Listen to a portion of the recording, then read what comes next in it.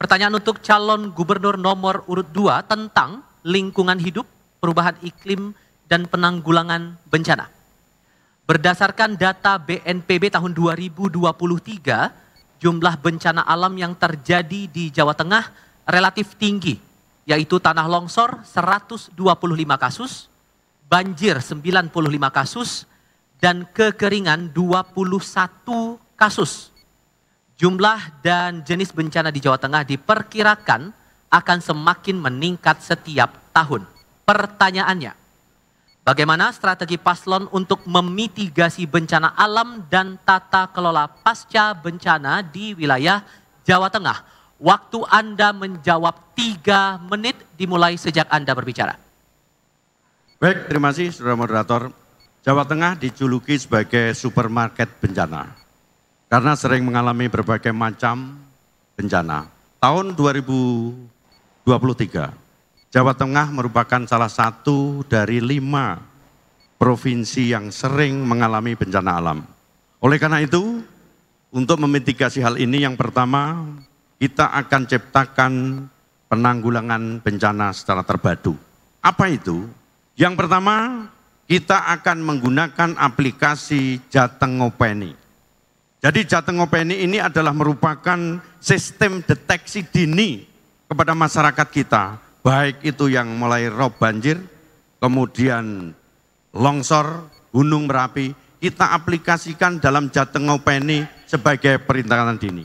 Kemudian yang kedua, kita lakukan rehabilitasi dan rekonstruksi pada saat pasca bencana. Untuk apa? Agar masyarakat kita recovery bahwa negara hadir untuk melaksanakan, termasuk penataan drainase dan penanggulangan banjir yang bisa kita laksanakan. Misalnya di wilayah Semarang, misalnya di wilayah Kudus, misalnya di wilayah Demak. Termasuk kita akan ciptakan desa tangguh bencana. 1 desa, 1 tangguh bencana. Untuk apa? Mereka akan kita latih untuk memberikan efek deterrent dan terbiasa untuk menghadapi bencana. Termasuk rekan-rekan sekalian, kita juga akan mendorong revitalisasi embung. Untuk apa? Untuk mengatasi adanya bahaya kekeringan yang sering menambah kita. Kemudian yang kedua, kita harus tingkatkan kemampuan sumber daya manusia. Dengan jalan apa? Mereka kita berikan pendidikan perubahan iklim dan penanggulangan bencana. Kepada siapa? Masyarakat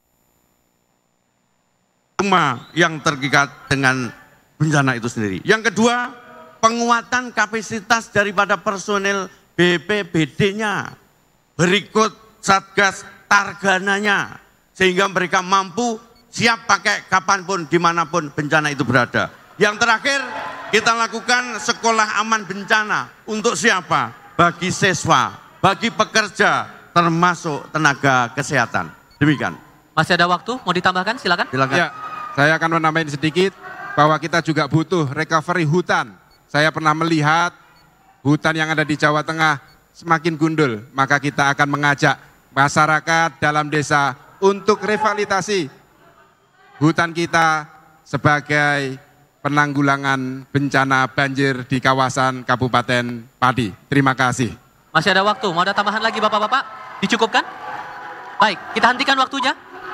Selanjutnya kami akan berikan kesempatan. Kami berikan kesempatan kepada calon gubernur nomor urut 1 untuk menanggapi jawaban calon gubernur nomor urut 2. Waktu Anda 2 menit sejak Anda berbicara. Program Mas Lutfi dengan Gus Yassin sangat baik.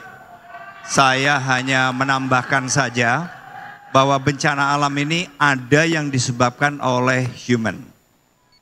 Dan itu bisa kita mitigasi dengan cara beberapa kebijakan. Misalnya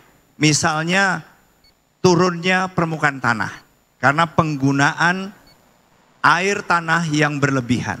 Dan itu bisa saja terjadi misalnya di Kecamatan Sayung, Demak, di Kendal, di mana permukaan tanah ini tiap tahun turunnya bisa sampai dengan 10 sampai 12 cm.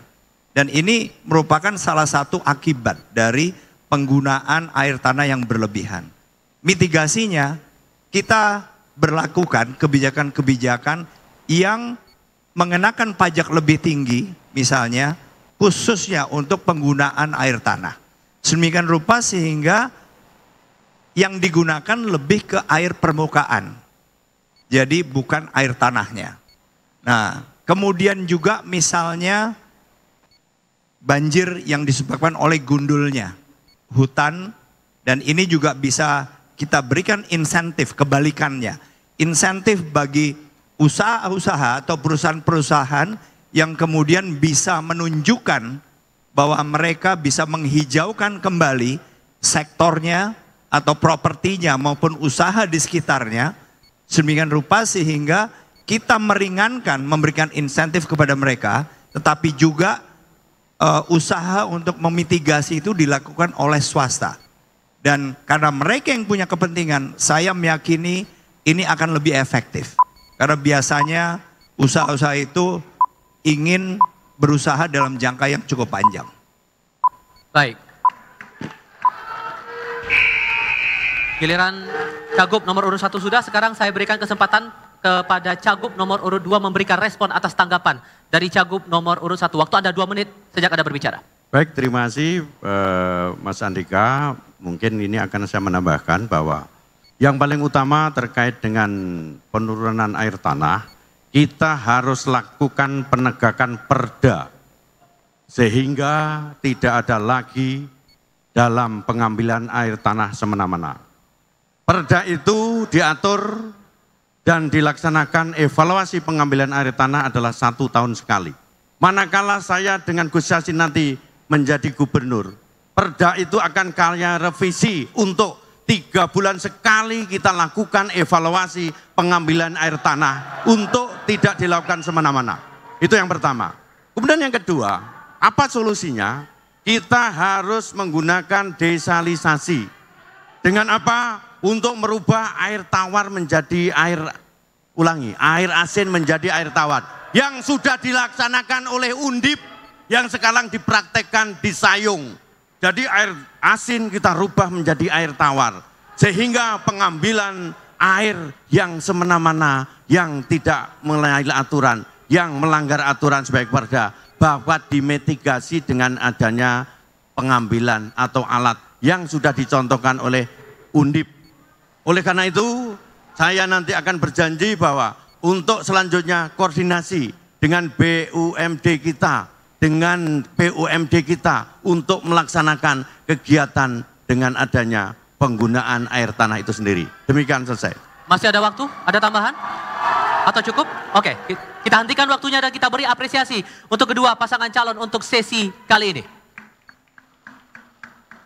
Baiklah Bapak dan Ibu, masing-masing pasangan calon, 1 dan